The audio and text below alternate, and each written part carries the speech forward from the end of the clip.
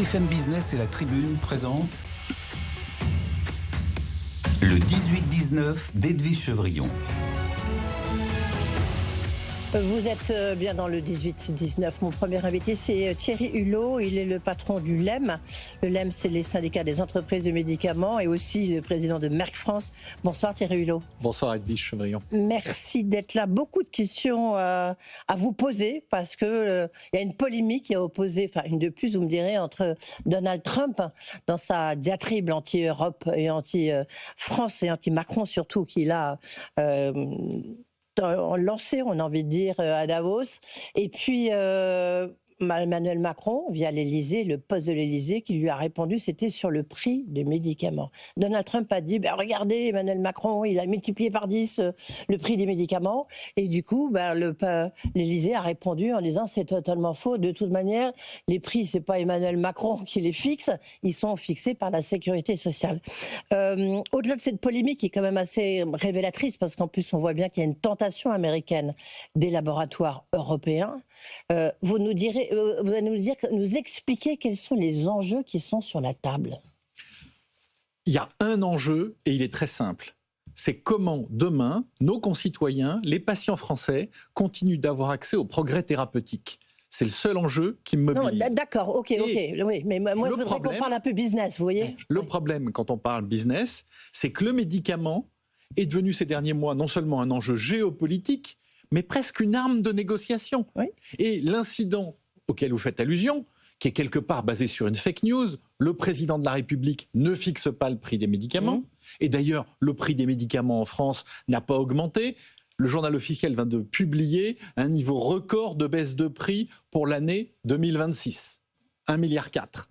Ce qui met à mal la soutenabilité économique des entreprises qui opèrent en France. Et tout l'enjeu, c'est comment on garantit l'accès aux progrès thérapeutiques en offrant en même temps un dynamisme économique aux entreprises qui leur permettent d'opérer en France. Ce que l'on voit aux États-Unis, avec cette politique très agressive de renforcer leur souveraineté sanitaire, qu'ils ont appelée la clause de la Most Favored Nation, MFN, ils en font une arme de pression économique. Alors ça consiste en quoi ?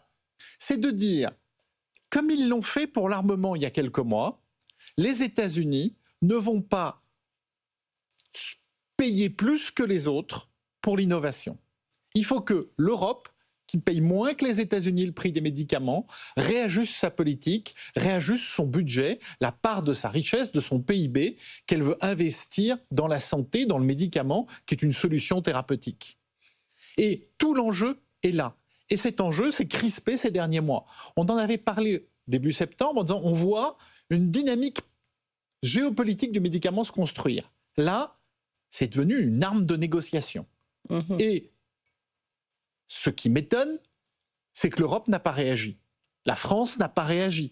On a vécu, une fois de plus, un PLFSS, budget de la sécurité sociale, pour faire rentrer des chiffres dans des cases d'un budget annuel franco-français qui garde ses ornières et ne voit pas la géopolitique. Ouais. Et ça donne la tension qu'on a vue à Davos. D'accord. J'en appelle à une réaction européenne forte, à une réaction française forte. Il y va de l'avenir, de l'accès aux innovations, au traitement et la survie de nos entreprises. Donc, quelque part, Thierry Hulot, même si c'est une fake news, mais quelque part, vous donnez raison à Donald Trump, qui, en fait une arme géopolitique, et deux, surtout, qui dit il faut qu'en Europe, vous augmentiez les prix des médicaments, parce que sinon, nous, aux États-Unis, on va se retrouver sans produits innovants. Alors, pas la question de lui donner raison. Le sujet n'est pas là. Le sujet est les États-Unis, c'est la moitié du marché pharmaceutique mondial. Les prix aux États-Unis sont entre 3 et 4 fois plus élevés qu'en France et sont plus élevés qu'en Europe. Ça, c'est un constat qui avait été fait depuis longtemps. Le président Obama, avec la loi Obamacare, avait déjà ouvert un peu cette porte. Ça avait été repris par Joe Biden sous la présidence Trump. Va encore plus loin, les États-Unis disent on ne va pas être les seuls à payer l'innovation au prix où on la paye. Il faut que l'Europe se ressaisisse. Alors ensuite, ce n'est pas les États-Unis qui fixent la politique européenne, mais j'en appelle à une réaction européenne et française forte. Il y a urgence, sinon demain, les patients français n'auront plus accès aux progrès thérapeutiques comme ils ont eu l'habitude d'y avoir accès depuis la Seconde Guerre mondiale. Oui.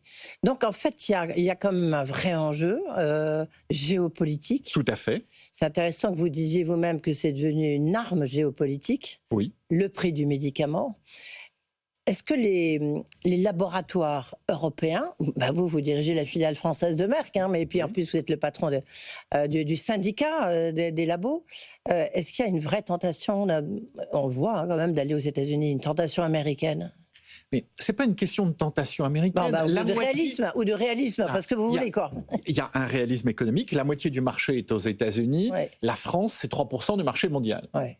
Moi, je représente le syndicat de l'industrie pharmaceutique en France. Ouais. Je me bats pour les patients français. Qu'on représente 3% du marché mondial, très bien. Comment on fait pour que demain, la France... Oui, on va arriver sur la France, mais c'est intéressant d'avoir les grands équilibres. Oui. Comment on fait demain pour que la France offre des conditions attractives pour que les innovations arrivent? Oui, mais en même temps, j'ai envie de dire, pardonnez-moi, si nous on est que 3% et que le marché américain c'est la moitié, je veux dire, tout le monde est capable de faire un plan et de voir que, a priori, c'est beaucoup plus intéressant d'être aux États-Unis que d'être en France. Alors, l'Europe, c'est un tiers, et donc c'est pour ça que la solution sera probablement européenne. Il faut se concerter, se coordonner en Europe, mais il faut agir. Depuis 6 mois, objectivement, il ne s'est rien passé. Laissez-moi prendre un exemple absolument stupéfiant.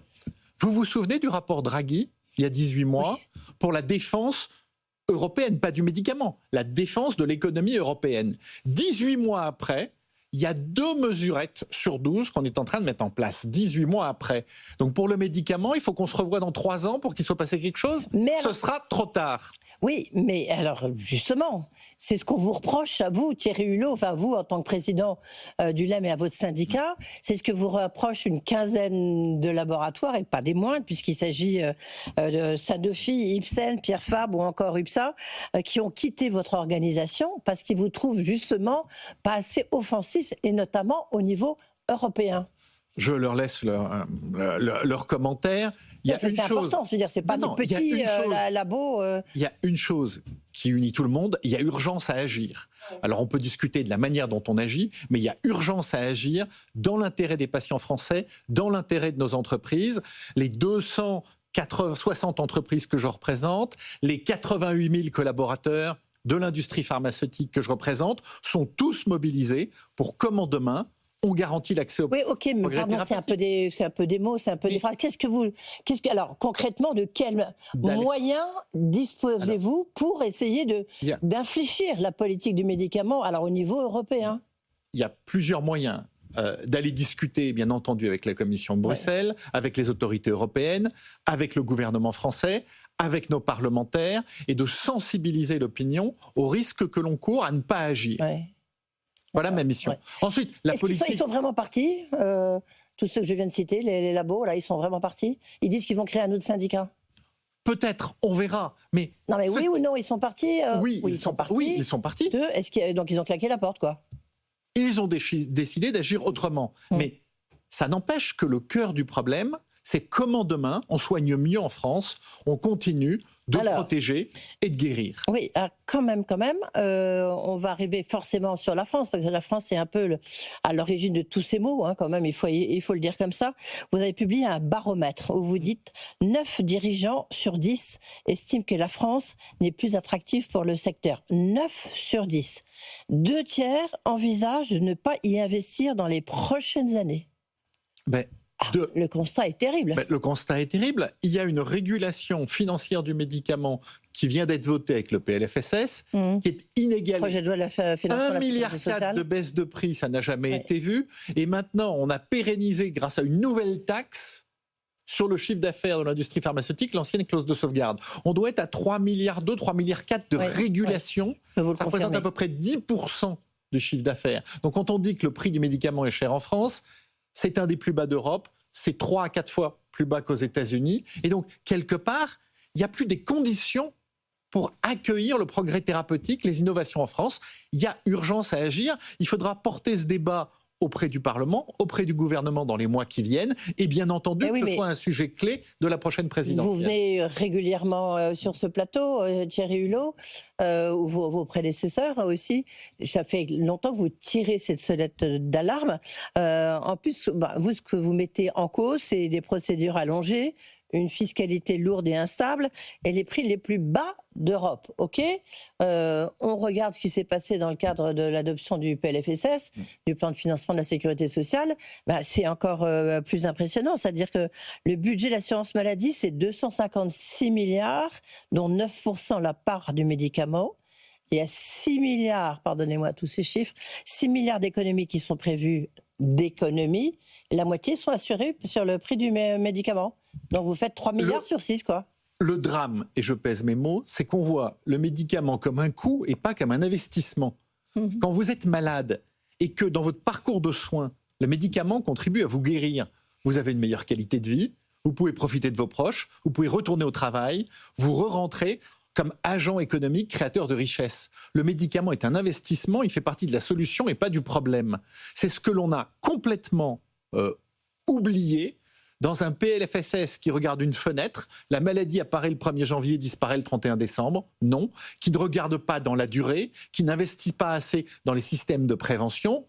Quand on s'était rencontrés au mois de septembre, j'en avais appelé à des états généraux du médicament. Sans réponse des pouvoirs publics, nous allons les lancer, nous, de manière à avoir des propositions extrêmement concrètes à amener auprès du Parlement et du gouvernement. Est-ce que c'est vrai que vous, les labos privés, vous n'avez pas tellement accès au ministère de la Santé ? Si, on a accès, on est au dialogue avec le gouvernement, avec le ministre, son cabinet et l'administration. Je souhaiterais que ce dialogue, notamment en vue du prochain PLFSS, ait lieu plus tôt, qu'il y ait plus de concertation, plutôt que d'avoir tous les ans cette crise sur septembre-octobre qui n'amène à rien. Il y a beaucoup de choses qu'on pourrait construire ensemble et dans le parcours de soins, aller chercher, aussi via le médicament, des efficiences. J'ai envie de dire que de ce point de vue-là, le président américain vous facilite la tâche parce qu'il a mis sur la table le fait que le médicament a été devenu une arme de dissuasion massive, entre guillemets, dans le sens où c'est vrai que c'est d'autant plus vrai que là, il y a des progrès, il y a des innovations qui sont très importantes, très significatives dans le cancer, mais aussi dans d'autres maladies. Et or, il y a 40% des médicaments innovants qui sont approuvés en Europe et qui ne sont pas en France. Comment vous expliquez cette bizarreté ? Alors, plusieurs raisons, parce que le fait d'avoir accès au marché européen ne garantit pas la prise en charge par la solidarité nationale en France.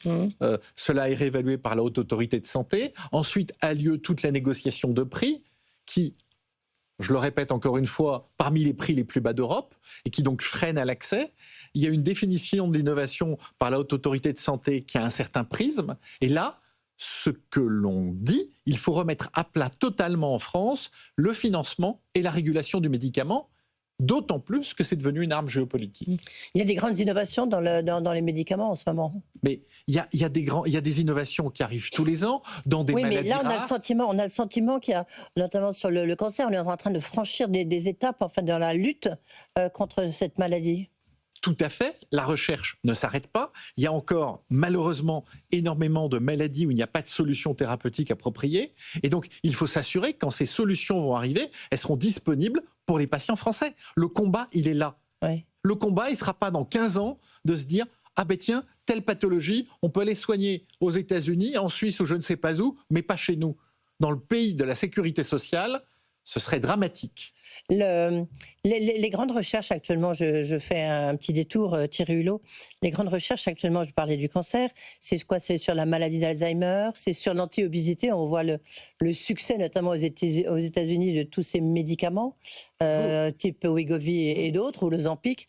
C'est là-dessus que se fixe la recherche ? Alors, il y a toujours énormément de recherches sur le cancer, parce que malheureusement, tous les types de cancers ne sont pas encore traités et guéris. Ils se multiplient en plus. Il y a ensuite beaucoup de recherches sur des maladies qu'on peut appeler silencieuses, le diabète, l'hypertension, des maladies neurodégénératives, et puis toute une série de maladies orphelines.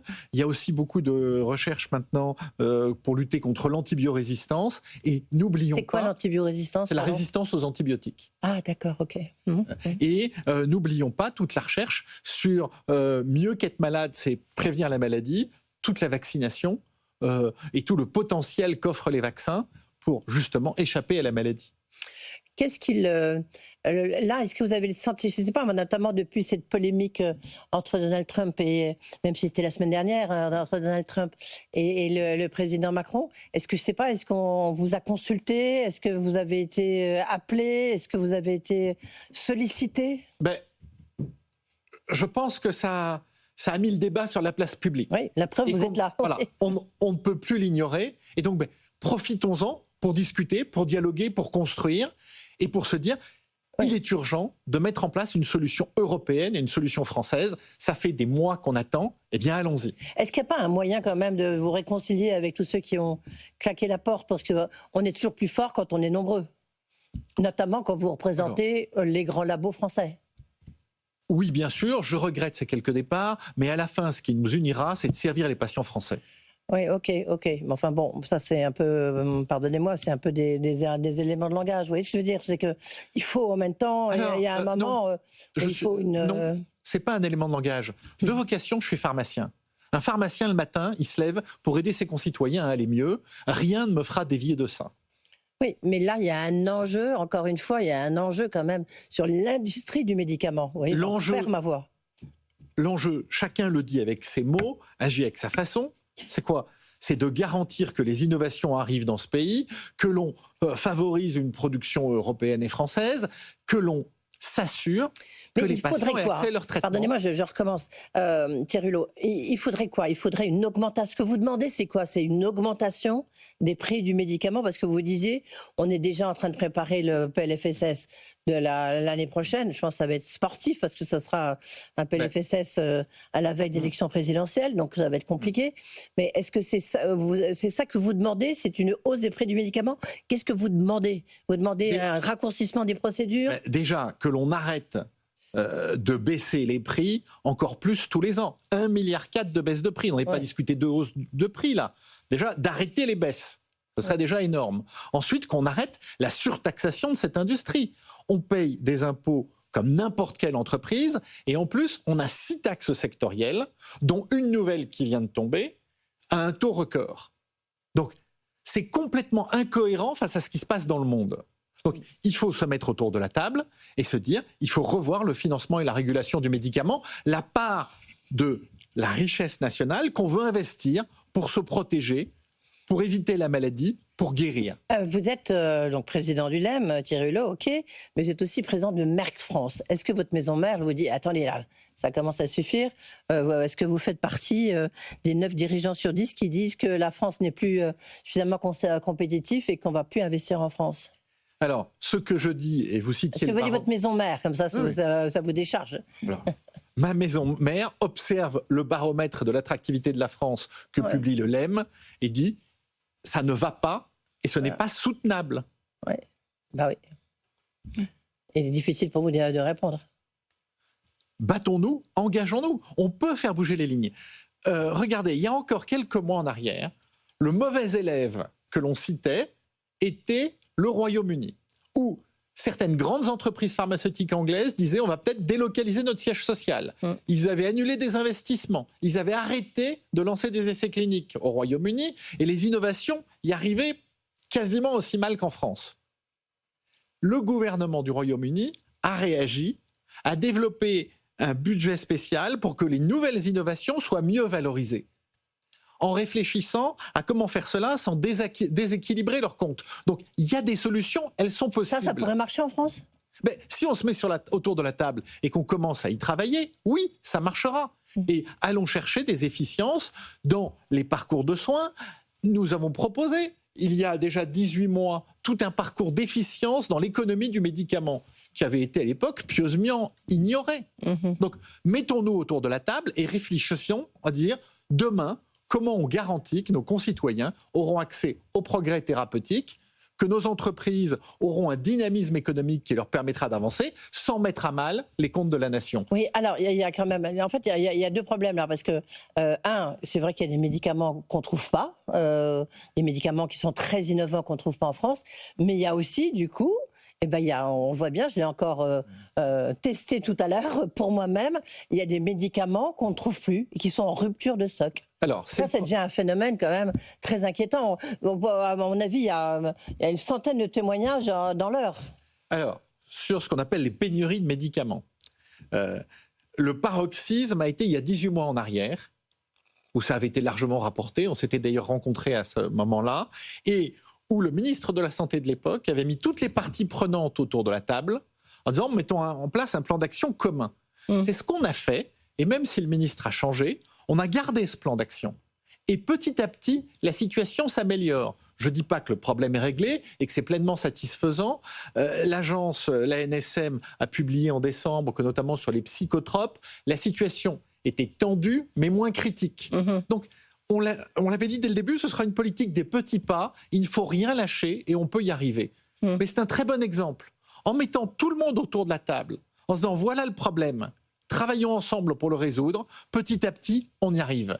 Il ne faut rien lâcher. Alors, on voit qu'il y a la tentation américaine, on en a parlé largement, mais il y a aussi ce qui se passe autour d'Abivax. Je ne sais pas si vous connaissez, c'est une pépite française qui est dirigée par Marc de Garidel, qui était avant l'ancien patron d'Ipsen, du reste, qui est spécialisée dans les maladies chroniques inflammatoires, et notamment contre l'inflammation de l'intestin. C'est une véritable révolution qu'ils sont en train de trouver. Et cette pépite française, il y a un laboratoire américain, Eli Lilly, qui a mis 15 milliards sur la table. Ça vous inspire quoi? Ça veut dire que décidément les Américains sont vraiment à l'offensive et que nous on ne fait que d'observer?